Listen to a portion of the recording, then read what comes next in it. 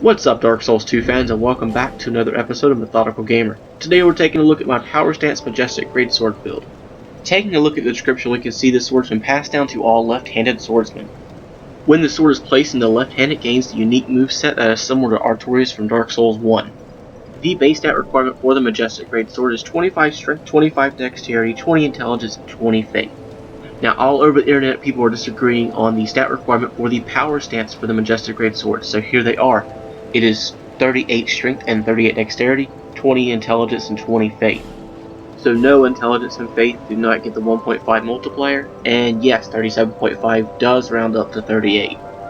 So now the question is, where does that leave you with the scaling for this weapon? Well, I say don't scale the weapon. Once you Power Stance it, the requirements for the base stats are so high that you're going to get a really good scaling anyways from it. Something else that I noticed when I was looking at the AR is that the scaling is better when placed in the left hand. Alright, so let's talk about the pros, or my favorite thing, of the weapon, and it's of course going to be the L2 attacks in both Power Stance and one-handed.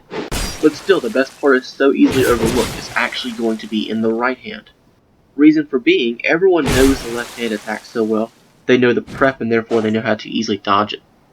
Most people see the right hand as the weaker side, but I see it as a way to throw off the opponent. You may observe throughout the video that the best combos are going to come from my right hand. And this actually brings me to my tip for the video. I rank weapons usually on my own scaling, my own tier scaling, and not usually off of others. And this is because advantages in PvP should be calculated, not assumed. Just like players should analyze others and not just assume. So my main tip for the video is deceiving your opponent in PvP. Don't give your opponent what they expect. Let them think that you have a weakness, or do something that they think is the norm, and then do something they don't expect. People untarget lock and they'll spin around, for example. You know they're going to come out of that attack with a sprint R1. Do something that they're not going to expect. That's going to get you a lot of easy hits in PvP.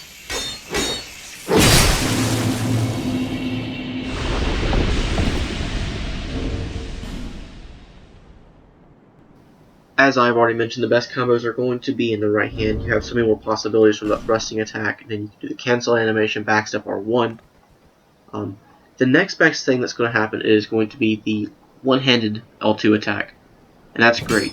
And it's going to be better, in my opinion, than the Power Stance L2, solely because the tracking is not as good with the Power Stance L2, and there is a disadvantage to the one-handed L2 I want to get to in a second.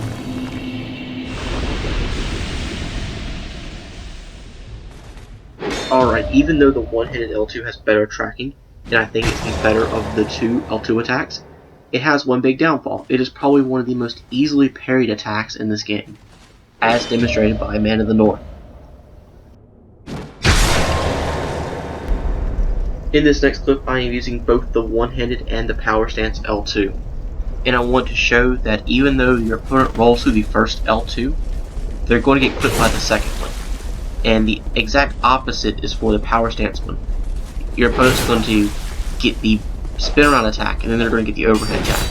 So sometimes your opponents can attack through it, and they're going to catch the second one, or vice versa, they'll roll through the first one and still catch the second one.